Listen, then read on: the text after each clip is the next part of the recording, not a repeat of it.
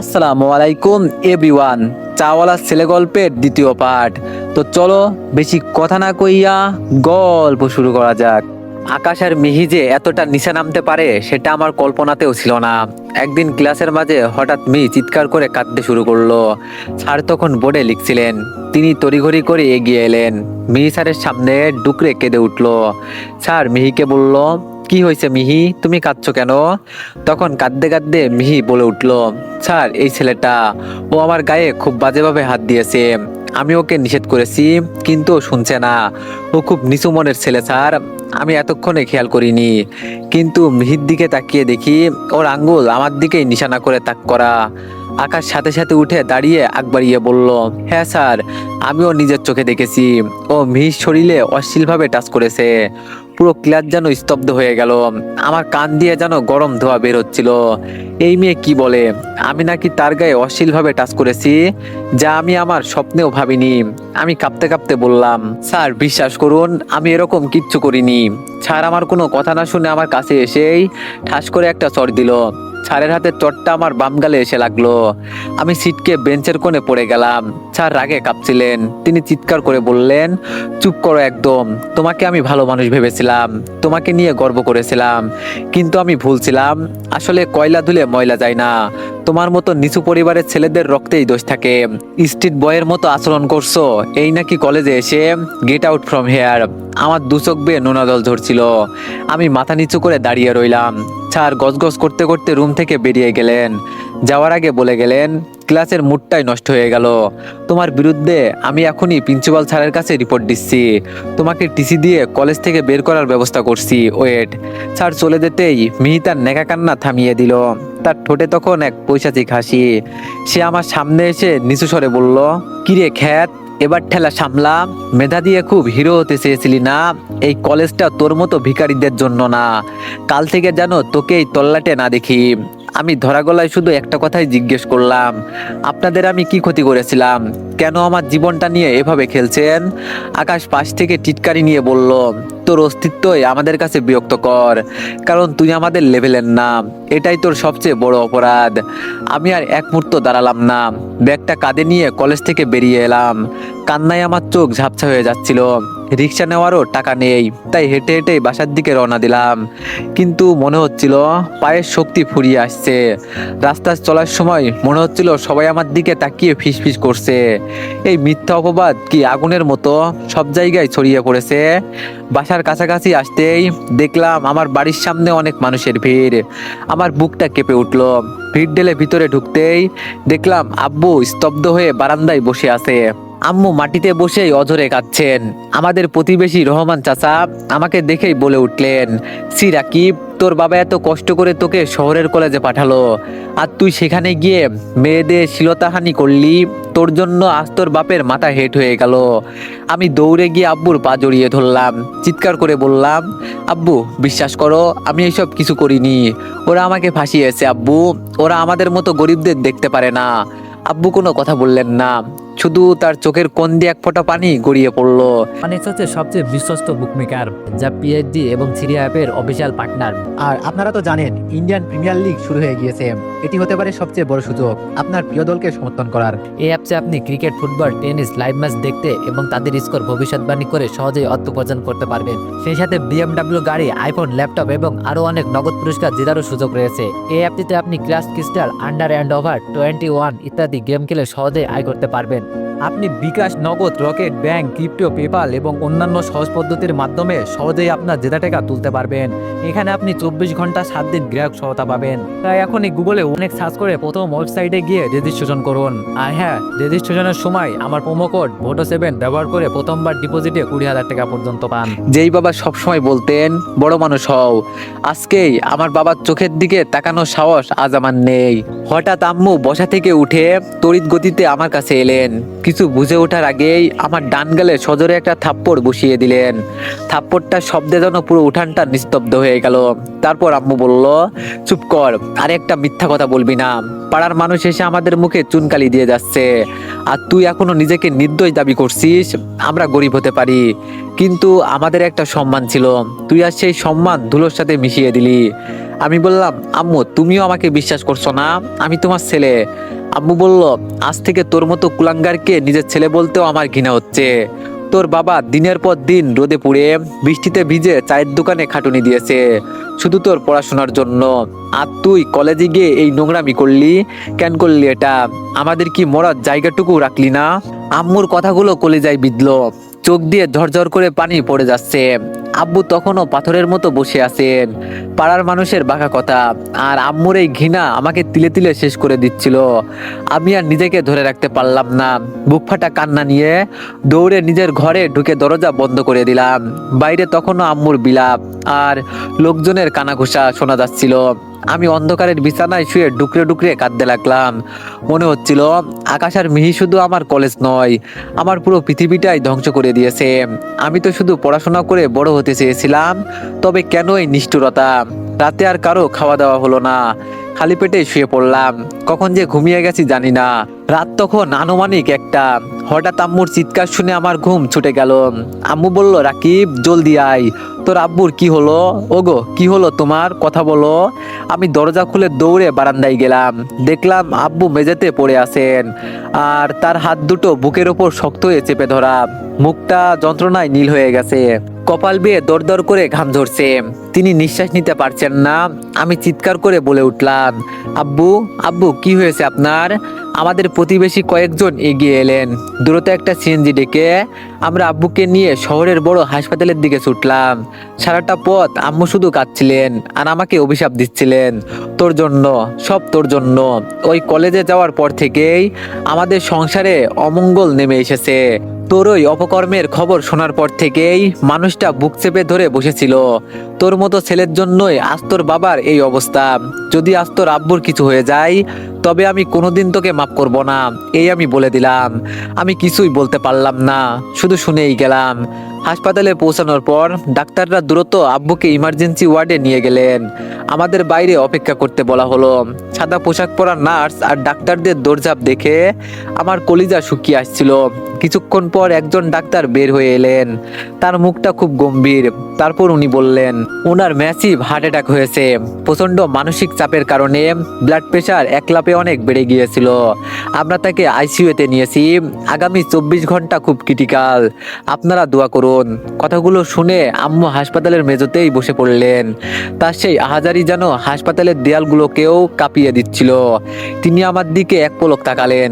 সেই চোখে কোনো স্নেহ নেই, এখন আছে শুধু ঘৃণা আর চরম ধিক্কার। আমি হাসপাতালের এক কোণে দেয়াল ঘেঁষে দাঁড়িয়ে রইলাম। নিজেকে খুব অপরাধী মনে হচ্ছিল।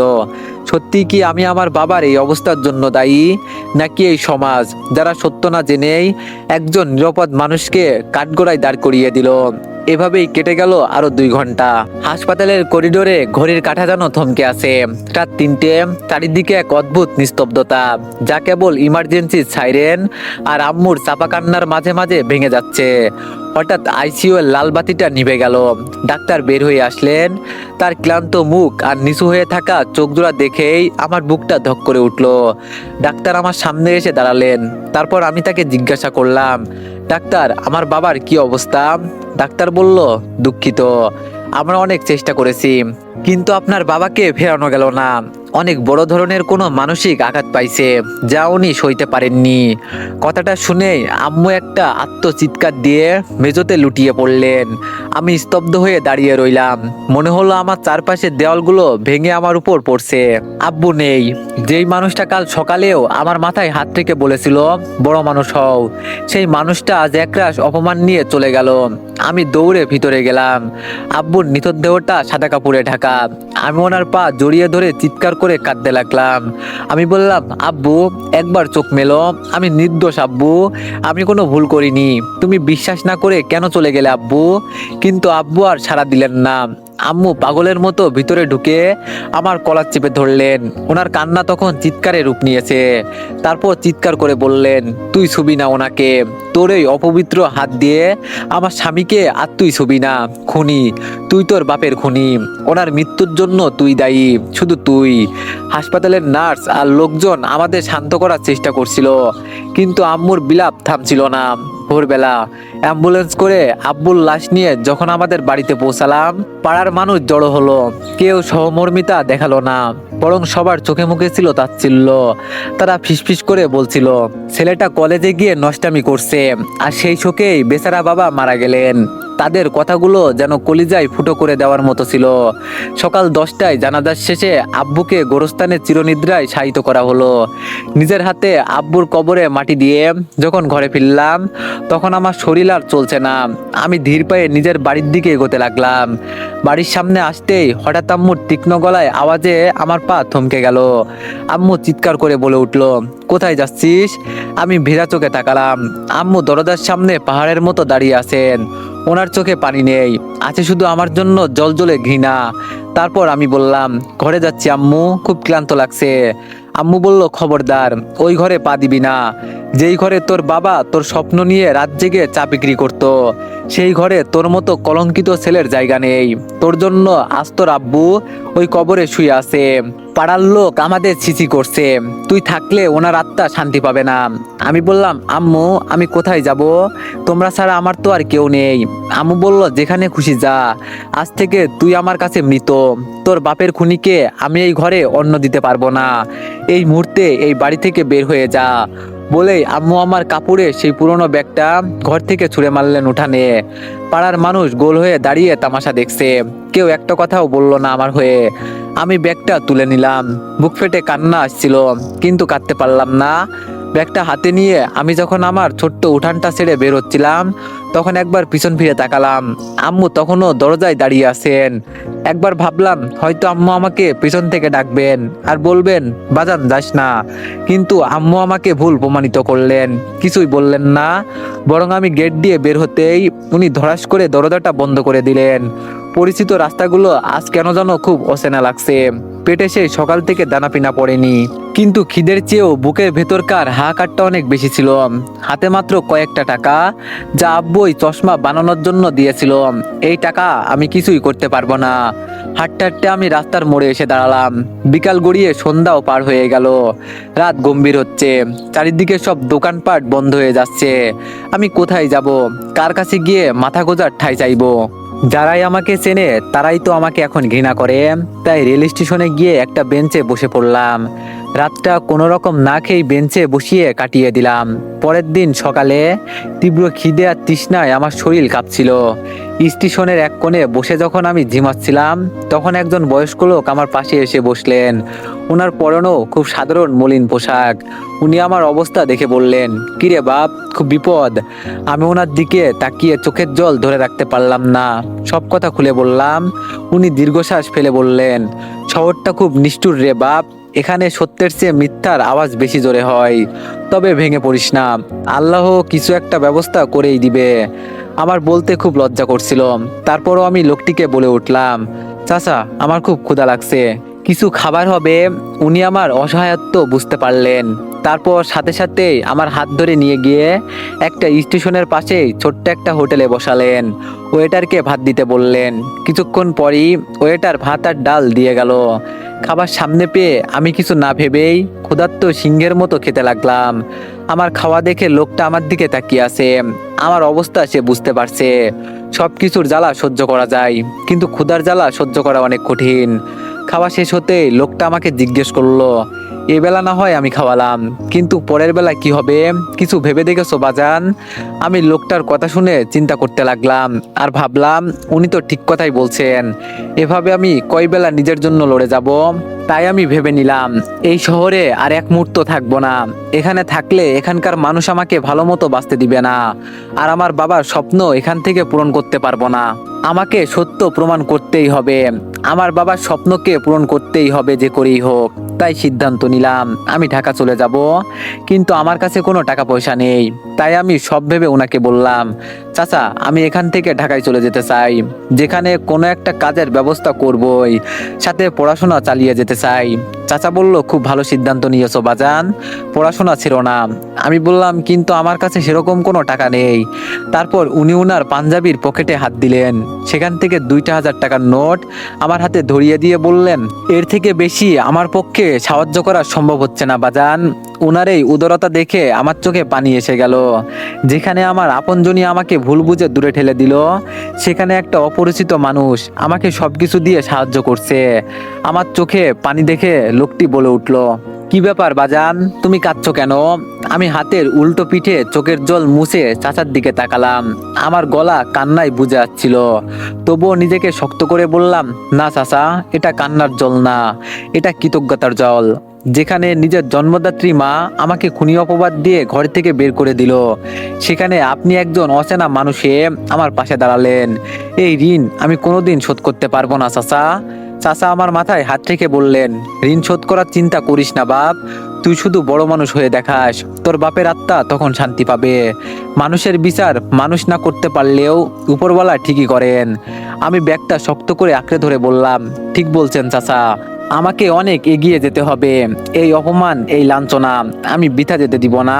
আমি ঢাকা যাচ্ছি শুধু নিজের পেট চালানোর জন্য নয়, আমার হারানো সম্মান, আমার বাবার স্বপ্ন ফিরে পেতে। একদিন আমি প্রমাণ করব যে আমি কোনো লম্পট নয়, আমি একজন চাওয়ালার ছেলে ঠিকই, কিন্তু একজন সৎ বাবার যোগ্য সন্তান। ঠিক সেই মুহূর্তে স্টেশনের মাইকে যান্ত্রিক গলায় ঘোষণা শোনা গেল, বগুড়া থেকে ঢাকাগামী অন্তনগর ট্রেন রংপুর এক্সপ্রেস কিছুক্ষণের মধ্যে 2 নম্বর প্ল্যাটফর্মে প্রবেশ করবে। কিছুক্ষণ পর ঝকঝক শব্দ করে দূরে ট্রেনের হেডলাইট দেখা গেল। আমার বুকটা ধক করে উঠল। এই ট্রেনটাই আমাকে নিয়ে যাবে এক অজানা গন্তব্যে। পিছনে পড়ে থাকবে আমার বাবার কবর, আম্মুর ঘৃণা আর অপমানের পাহাড়, আর সামনে পড়ে আছে এক অনিশ্চিত যুদ্ধ। ট্রেনটা স্টেশনে এসে থামতেই ভিড়ের মধ্যে আমি দরজার কাছে গিয়ে দাঁড়ালাম। চাচা ট্রেনের জানালার পাশে এসে আমার হাতটা ধরলেন। চাচা বলল, সাবধানে থাকিস বাজান, ঢাকা শহর বড় ভয়ঙ্কর, কিন্তু সুযোগের শহরও বটে। নিজের মেধা সততাকে হারাস না কখনো। আমি মাথা নেড়ে সায় দিলাম। ট্রেনটা হুইসেল দিয়ে ধীরগতিতে চলতে শুরু করলো। চাচার প্রতিচ্ছবিটা আস্তে আস্তে ছোট হয়ে আসছে। আমি জানালার পাশে বসে বাইরের অন্ধকারের দিকে তাকিয়ে মনে মনে বললাম, বিদায় বগুড়া, বিদায় আম্মু, আমি আবার ফিরবো। তবে আজ যেভাবে মাথা নিচু করে যাচ্ছি, সেই দিন সেভাবে ফিরবো না। সেই দিন আমি হব সেই মানুষ যাকে দেখে আপনারা লজ্জিত হবেন আপনাদের ভুল সিদ্ধান্তের জন্যে। ট্রেনের চাকার ছন্দে আমার মাথায় তখন একটাই চিন্তা ঘুরছে, ঢাকা গিয়ে কোথায় উঠবো, কি কাজ করব। কয়েক ঘন্টা জার্নি করার পর কমলাপুর রেলওয়ে স্টেশনে এসে গাড়ি থামলো। প্ল্যাটফর্মে যখন পা রাখলাম, তখন ভোরের আলো ফুটতে শুরু করেছে। চারিদিকে মানুষের হই হুল্লোড়, কুলিয়ার হকারদের চিৎকার। এই যান্ত্রিক শহরের কোলাহলে নিজেকে খুব একা তুচ্ছ মনে হচ্ছিল। হাতে মাত্র 500 টাকা, যেটা এই শহরে টিকে থাকার জন্য কিছুই না। কিন্তু না, ভেঙে পড়লে চলবে না, আমাকে কাজ খুঁজতে হবে। আব্বুর দোকানে চা বানানো আর কাপ ধোয়ার অভিজ্ঞতা আছে, তাই ভাবলাম কোনো হোটেলে অন্তত কাজ পেয়ে যাব। এইদিকে বগুড়ায় আমার সেই প্রিয় স্যার গত কয়েকদিন ধরে তার মনে এক অদ্ভুত অস্বস্তি কাজ করছে। তিনি ভাবছেন, সেই স্টুডেন্টকে তো এখনো টিসি দেইনি, তাহলে কলেজে কেন আসে না। নিজের কৌতূহল মেটাতে স্যার আর দেরি করলেন না। অফিস থেকে আমার ফাইলটা বের করে আমার গ্রামের ঠিকানা সংগ্রহ করলেন। নিজের বাইকটা নিয়ে রওনা হলেন গ্রামের উদ্দেশ্যে। আমার গ্রামের মেঠো পথে ঢুকতেই স্যার অনুভব করলেন এক থমথমে পরিবেশ। পাড়ার মোড়ে একজনের কাছে আমার কথা জিজ্ঞেস করতেই লোকটি মুখ বাঁকিয়ে বলল, ও ওই কুলাঙ্গারটার কথা বলছেন, যার জন্য ওর বাপটা মরল। কথাটা শুনে স্যারের বুকের ভেতরটা ছ্যাদ করে উঠল। তারপর স্যার বলল, বাপটা মরল মানে? লোকটি সব খুলে বলল, কয়েকদিন আগে ঘটে যাওয়া সব ঘটনা, মিহির সেই অভিযোগ, পাড়ার লোকের সিসি, আমার বাবার হার্ট অ্যাটাক এবং সবশেষে আমাকে বাড়ি থেকে বিতাড়িত করার গল্প। কথাগুলো শুনে স্যার হতভম্ব হয়ে দাঁড়িয়ে রইলেন। স্যার মনে মনে ভাবছেন, তাহলে কি আমি ভুল করলাম? স্যার আর এক মুহূর্ত না দাঁড়িয়ে আমাদের বাড়ির সামনে পৌঁছালেন। দেখলেন উঠানে স্তব্ধ হয়ে বসে আছেন আমার মা, পরনে সাদা শাড়ি, চোখ দুটো কেঁদে কেঁদে কোটরে ঢুকে গেছে। স্যার এই অবস্থা দেখে কিছুই বলতে পারলেন না। নিজের অজান্তেই চোখ থেকে 2 ফোঁটা পানি গড়িয়ে পড়ল। স্যার মনে মনে ভাবলেন, যে এত কষ্ট করে চা বেছে নিজের পড়াশোনা চালিয়ে যেতে পারে, সে আর যাই হোক এইরকম খারাপ কাজ করতেই পারে না। এর পিছনে কিছু একটা রহস্য তো আছেই, যা আমি খুঁজে বের করবই। বলেই স্যার মনটা খারাপ করে বাইক নিয়ে চলে গেলেন। এইদিকে ঢাকায় সকাল থেকে দুপুর পর্যন্ত স্টেশনের আশেপাশের অন্তত 20টি ছোট বড় হোটেলে গেলাম, কিন্তু আমার ভাগ্য যেন আমার সাথেই উপহাস করছিল। এক দোকানে গিয়ে বললাম, ভাই আপনাদের দোকানে কি কোনো কাজের লোক লাগবে? আমি সব কাজ করতে পারি, কাপ ধোয়া থেকে টেবিল মোছা সব। দোকানদার আমাকে সন্দেহের দৃষ্টিতে তাকিয়ে বলল, তোর মতো পরিষ্কার চেহারার ছেলেকে তো কামলা মনে হয় না। কোনো ঝামেলা করে পালিয়ে এসেছিস নাকি? যা ভাগ এখান থেকে। কেউ আমাকে ধান্দাবাজ বলল, কেউ আবার বলল চোর। আমার পরিপাটি কথাবার্তা আর শিক্ষিত ভাবটা যেন আমার কাজের পথের কাটা হয়ে দাঁড়ালো। দুপুরের মধ্যে পকেটের শেষ টাকাটা দিয়ে 2 বেলা কোনো মতে খেয়ে নিলাম। ভাবলাম কাল হয়তো ভাগ্য বদলাবে, কিন্তু পরের দিন পরিস্থিতি আরো ভয়াবহ হলো। রাতটা কোনো রকম স্টেশনে কাটিয়ে দিলাম। পকেটে আর একটি টাকাও নেই। প্রচন্ড খিদেই পেট জ্বলছে, মাথা ঘুরছে। সারাটা দিন ঢাকার অলিগলিতে ঘুরেছি একটা কাজের আশায়, কিন্তু কেউ কাজ দিল না। রাতে যখন আবার স্টেশনে এসে এক কোণে শুয়ে আছি, তখন মনে হলো নিজের ভেতরকার মানুষটা মরে যাচ্ছে। এভাবে টানা 2 দিন না খেয়ে শরীরটা একেবারে নিস্তেজ হয়ে গেছে। তৃষ্ণায় বুক ফেটে যাচ্ছে, কিন্তু পানি কিনে খাওয়ারও মতো পয়সা নেই। দেয়ালে হেলান দিয়ে বসে যখন দেখছিলাম মানুষ তার প্রিয়জনের সাথে হাসি মুখে কথা বলছে, আমার মনে হচ্ছিল আমি কেন এই পৃথিবীতে আছি, যেখানে মা আমাকে খুনি বলছে, বাবা অপমানের বোঝা নিয়ে কবরে চলে গেছেন। আমি কার জন্য লড়ছি? আমার মেধা, আমার স্বপ্ন সব তো ধুলোয় মিশে গেছে এই শহরে কয়েক লাখ মানুষের ভিড়ে। আমার মৃত্যুতে কারো কিছু যায় আসবে না, বেঁচে থাকার চেয়ে মরে যাওয়াই ভালো। এই ভাবনাটা বিষাক্ত সাপের মতো আমার মাথায় গেঁথে গেল। আমি টলমলে পায়ে স্টেশনের বাইরের একটা বড় ফ্লাইওভারের দিকে হাঁটতে শুরু করলাম। নিচে দ্রুত গতিতে গাড়ি চলছে, এখান থেকে ঝাঁপ দিলেই সব যন্ত্রণার অবসান হবে। ফ্লাইওভারের রেলিংয়ে হাত রাখলাম, নিচে অন্ধকার আর মৃত্যুর হাতছানি। চোখ বন্ধ করে ঝাঁপ দেওয়ার জন্য পা বাড়ালাম। তো এভরিওয়ান, নেক্সট পার্টের জন্য সবাই একটু বেশি বেশি লাইক আর একটা করে কমেন্ট করে দিয়েন। ধন্যবাদ।